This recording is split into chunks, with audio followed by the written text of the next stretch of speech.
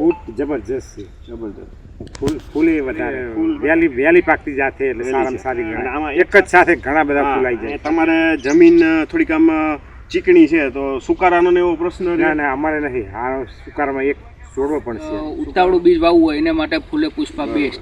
તો આ વખતે નમસ્કાર ખેડૂત મિત્રો, હું છું હર્ષિત ગજેરા. ફૂલે સીડ્સમાં આપનું હાર્દિક સ્વાગત છે. આજે આપણે માંડલમાં આવ્યા છીએ ફૂલે પુષ્પાનું એક ફિલ્ડ જોવા માટે. તો મુરજીભાઈ, તમારું આખું નામ જણાવો. પટેલ મુરજીભાઈ પ્રભુભાઈ, ગામ શહેર, તાલુકો માંડલ, જિલ્લો અમદાવાદ. હવે તમે કેટલા વીઘાનું આ ફૂલે પુષ્પાનું ફૂલે વાવેતર? પુષ્પાનું આ 9 વીઘાનો નંબર છે. 9 વીઘાનું છે.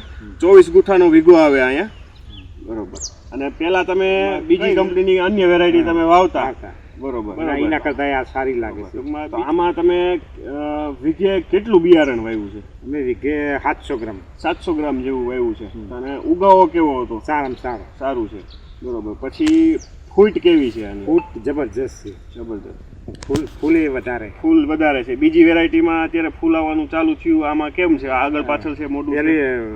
વેલી પાકતી જાતે એટલે સારામાં સારી ગણાય. એક જ સાથે ઘણા બધા ફૂલ આવી જાય. અત્યારે જો બીજામાં હજી ફૂલ આવવાની શરૂઆત થઈ છે અને આમાં ફૂલનો ફ્લાવરિંગ ટાઈમ પૂરો થયો અને શીંગું બંધાવવાની ચાલુ થઈ ગઈ છે. બીજું આમાં રોગ જીવાતનું પ્રમાણ કેવું છે? ઓછું, હાવ નથી, છે જ નહીં, નિયમિત. બરોબર. અહીંયા તમારે જમીન થોડીક આમ ચીકણી છે તો સુકારાનો ને એવો પ્રશ્ન? ના ના અમારે નથી. આ સુકારમાં એક છોડવો પણ છે. સુકારાનો પ્રશ્ન ઓછો રહ્યો છે, બરોબર.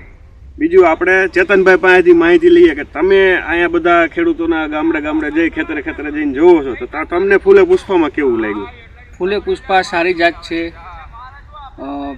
એક તો વાત એ રહી કે 12મા મહિનાની એન્ડમાં ફૂલે પુષ્પા નીકળી જશે. કેમ કે હું મશીન લઈને બધાની અંદર હું દવા છાંટવા હું પોતે જઉં છું, એટલે મેં બધા ખેતરની અંદર મેં જોયું. પણ સારામાં સારી છે એરી વેરાયટી કે જેને ઉતાવળું બીજ વાવવું હોય એને માટે ફૂલે પુષ્પા બેસ્ટ. તો આ વખતે વરસાદ થોડોક વધારે હતો, એના કારણે થોડુંક લેટ થયું. જો ઠંડીની શરૂઆત વહેલી થઈ જાય તો તમે હજી 10 દિવસ વહેલા, 10 દિવસ હા, વહેલી આવી જાય અને વહેલો પાક આવી જાય. કશ્યપભાઈ, આપણે બતાવજો કે એક છોડવો લ્યો. આપણે તમારી બાજુમાં જ એક છોડવો છે, એમાં બતાવો તમે કેટલી ફૂટ છે. જો આ એક સિંગલ છોડવો છે, અલગ જ.